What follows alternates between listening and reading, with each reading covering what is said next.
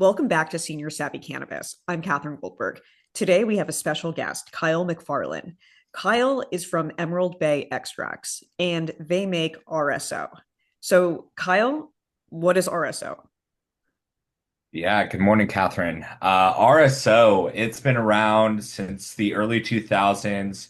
The name comes from a cannabis activist named Rick Simpson. It's called Rick Simpson Oil. He manufactured it back in the early days, and he had put it on some carcinoma skin cells.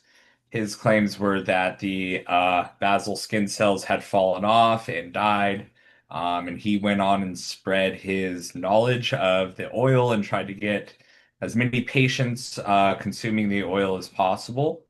So today, Emerald Bay Extracts creates an ethanol-based full spectrum extract that is modulated after the original Rick Simpson oil. So it's a full spectrum extract, meaning the entire profile of the plant is extracted using cryoethanol. We get it down to negative 30 degrees Celsius, get it spinning, and decarboxylate it down to a thick, gooey oil. Outside of the oil, we also make tablets, we make tinctures, we make traditional syringes. It's a wonderful oil that everyone can benefit from. So, just to clarify one thing, this gooey oil can be used outside of the body and ingested. Am I understanding that correctly? Correct, yeah. So, yeah, typical use is either topically or orally ingested, either mucosally or, through, putting on a piece of cracker or a piece of cheese. But you can also use it topically. You can mix it with a little bit of coconut oil, refrigerate it, and make your own salve out of it. Okay, let me ask you a question. People, this is just from my experience, people hear about Rick Simpson oil, whether they believe the claims or not, they're curious, they're desperate, they want to try something. A lot of these people have never used cannabis. It's not like they're smoking joints or using gummies from the dispensary. Then they go and find, not necessarily your brand, but they find Rick Simpson oil and they put the size of a grain of rice on a cracker and they get more stoned than they've ever been in their entire lives. And many of them, unfortunately, are turned off from the whole process. Is this seems like it's not, I'm not the only one hearing these stories. How do we approach this? Because it seems like the people who are using Rick Simpson oil are not doing it for recreation. They're doing it for serious ailments and to alleviate suffering. So since it is a extract and a strong product, how do you guys explain that to consumers so that they have the best possible experience? Yeah, totally understand that. I think we hear it time and time again. I tried a half a grain of rice of your oil and I was stoned to the moon with it. And the way we educate is start small. It's easier to add on than it is to take off, right? Start with less than a half a grain of rice. If you're a novice consumer, I mean, even the smallest little dot on some cheese, it's easier to add on than it is to take off. Consume it, wait about an hour, see if you're feeling the effects. Try to titrate yourself up to it. Another good option is our tablets. Our tablets come in 25, 50, and 100 milligrams. The 25s are the best for the novice consumer. They're scored down the middle so you can break them in half easily. If you have a tablet cutter around, they're easy to break up into quarters. You can get about a 5 milligram dose with that. And I think that's a great opportunity to start small. The entire tablet is fully homogenized, meaning the oil is evenly distributed throughout the tablet. So, if you break off a quarter, you're going to get that roughly 5 to 7 milligrams. That's a solid solution. Yeah. That and for consistency's sake, and uh, one of the issues that people seem to have with RSO is that it is so sticky that if you get that on your fingers, you're going to spend the next hour trying to get it off.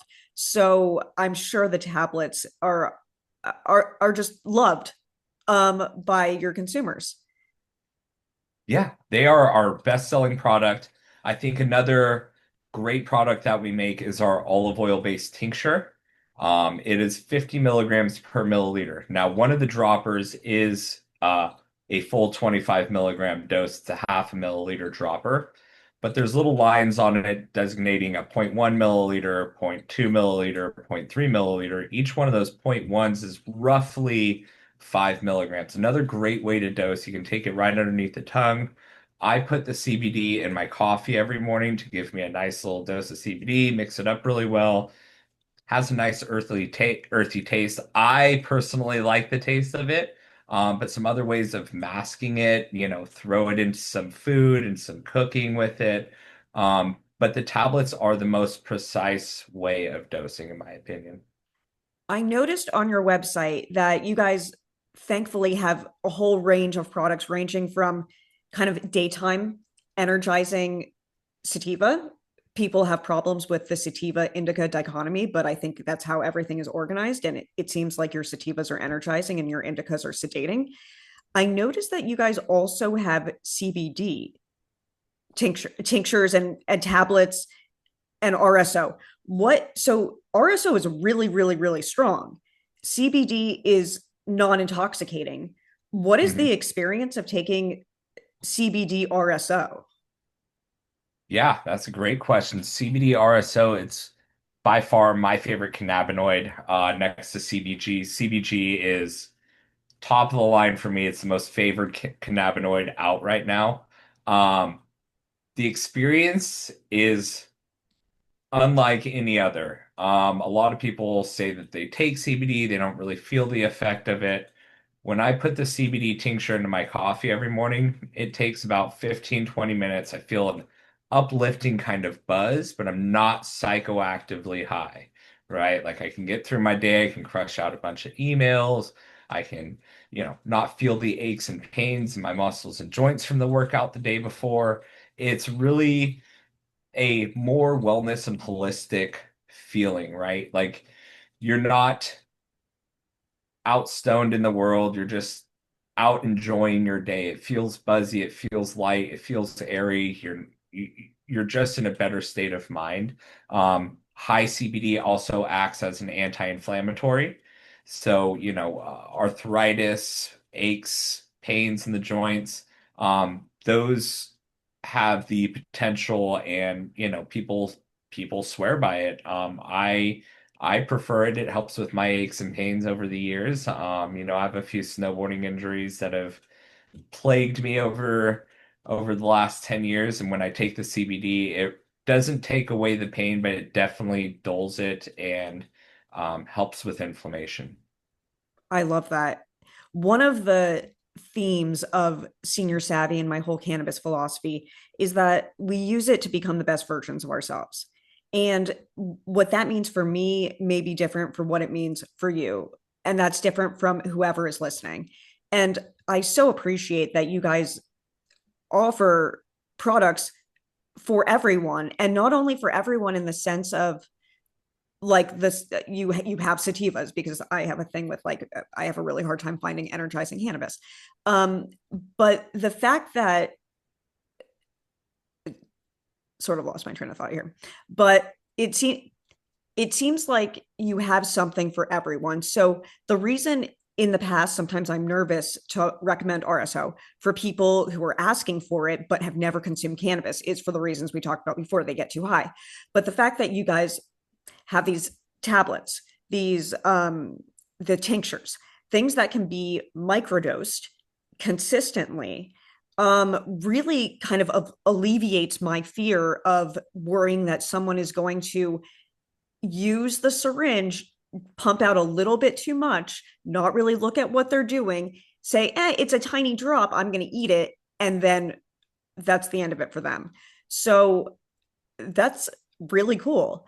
Um, what's the origin story, by the way, of Emerald Bay extracts? Because there are 1,000 people making gummies, but I only see you guys in California making RSO.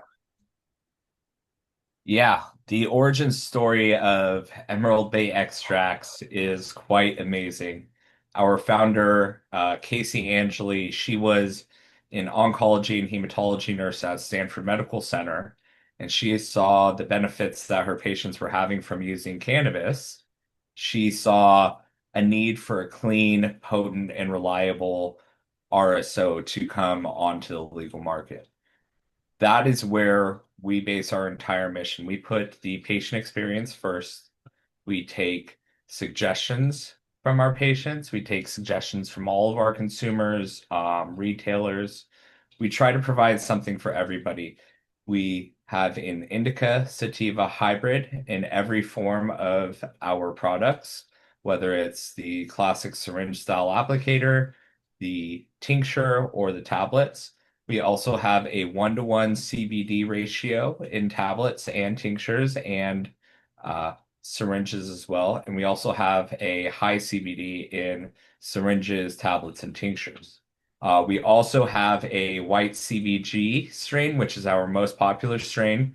It's available in also syringe, tablets, and tinctures. We try to have something for everybody. Everybody has a preferred dosing method. We want RSO to be on everybody's cannabis tool belt. You have an acre of pain, take a CBG.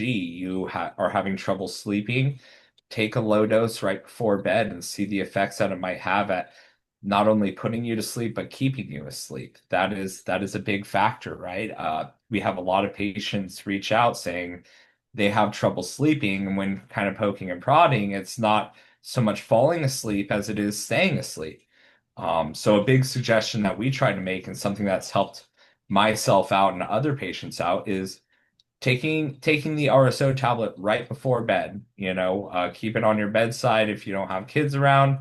Keep it in your medicine cabinet right before you go to bed. Pop a tablet, go to sleep, and while you're sleeping, the tablet will hit you. You'll feel the effects, but it will likely keep you asleep, and that's the whole goal for consuming an indica before bed. But we really try to have something for everybody. We deal with a lot of patients with cancer, epilepsy, Down syndrome, Crohn's disease. We really try to have something for everybody's ailment, everybody's consuming preference. Such a blessing. Let's go into CBG. Yeah. We on the podcast, you guys who are listening, you might be saying CBG. Is this a new one that I missed? CBG is the mother cannabinoid. Is that correct? Yes. Okay. Mother cannabinoid. And Uh, unlike CBG, go ahead. no, unlike THC, CBD, and THCV, which we've covered in terms of energy, what is the deal with CBG? Yeah, CBG is, like you had mentioned, the mother molecule. It occurs in the plant prior to THC and CBD coming around. And THC and CBD stem off of the CBG molecule as it matures in the plant. So there's been a lot of study. I was just recently at CanMed down in Puerto Rico. There was a lot of talk about CBG and the effects that it can have on cancer cells. Are studying that within prostate cancer. They're studying it within ovarian cancer. Um, it helps with gut inflammation. That is the biggest thing that we're hearing so far is patients with IBS or Crohn's. CBG is helping with their inflammation. They're not having as many bouts, or if they are having bouts of either Crohn's or IBS, it is much more mild than it was previously.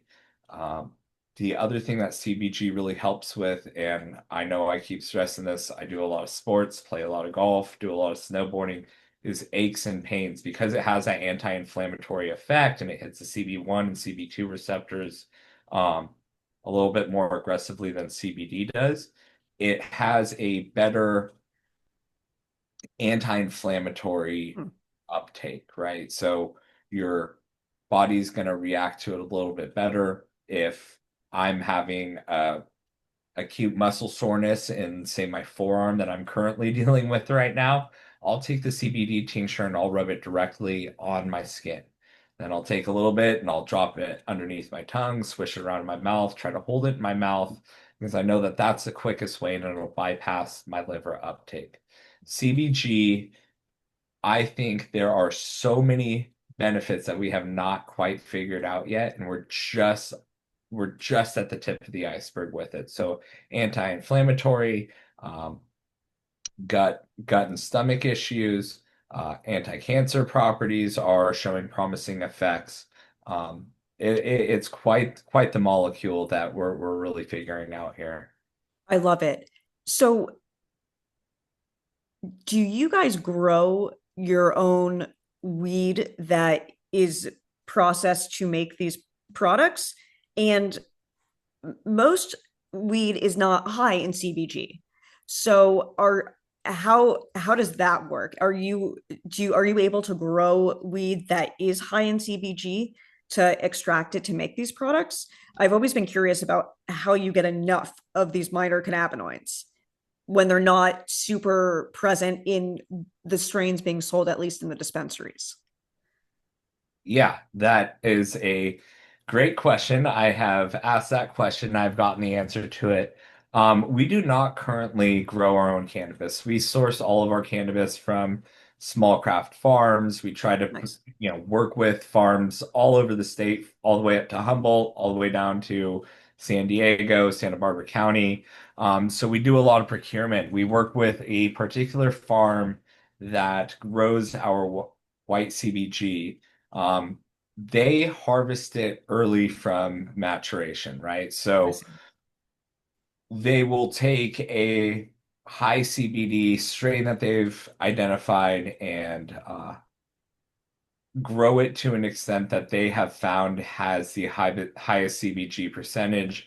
And then when we manufacture it and extract it, we get a higher percentage from that point. So that's how we're able to make the full spectrum CBG. I love it. It sounds like you're really respecting the local growers and kind of raising them up to give them a way to help the masses, instead of pretending that you guys can do everything the absolute best, and which never works out. Um, I hear a lot of people say that as medical patients, the dispensaries have failed them. There's only pina colada flavored vapes and blue gummies, and if they find something that helps, it's not going to be there in 2 weeks. So is that kind of the type of cannabis user who may be interested in exploring your products? The ones that are just fed up with the lack of consistency. Because I think that's the part that makes people nervous, is that they finally found relief and then they don't know if they're ever going to get it again. Um, have people come to you guys and said, like, thank you for making something that is consistent that I can buy once a month and I know it's going to be there?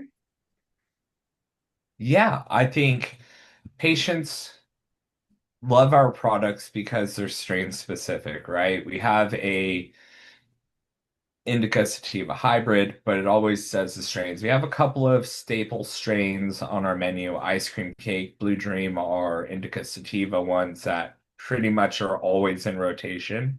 But the consistency with our products is beneficial. We don't use any dyes, any additives. Our tablets are three ingredients. It's RSO, a basic tablet filler, and some silica dioxide to help it bind, which is all FDA food grade. Um, I think that's where a lot of patients are finding our products being beneficial. They're not getting sugars, they're not getting flavors. It's pure extract. It is what they want. And they're finding a better high from the entourage effect that full spectrum can give you. I'm really excited to explore your products. I don't really like the taste of the gooey, the stuff that comes out of the syringe, so I've been a bit turned off from it. But as soon as I realized you guys had tablets and you said they can be divided, I'm sold. Um, this sounds really fantastic. Is there anything else that you think the average cannabis consumer or someone who's curious about cannabis should know about RSO? Because I, it's it's really not like a main topic of interest. Like we're talking about like THCV for focus, and we're talking about CBN for sleep. But RSO seems like sort of a niche thing when we really can elevate it to be kind of a standard. Yeah, I think RSO becoming a consumer's household name is a long-term goal of ours. Uh, Everybody should have RSO in their medicine cabinet. Um, the full spectrum nature of it gives you a more well-rounded effect, rather than an isolate or a distillate. Not to say that those don't have their place in the industry, they absolutely do. But when you're talking wellness standpoint, you want the effect from the entire plant and without having to smoke it, without having to have any carcinogens, any combustibles in your lungs.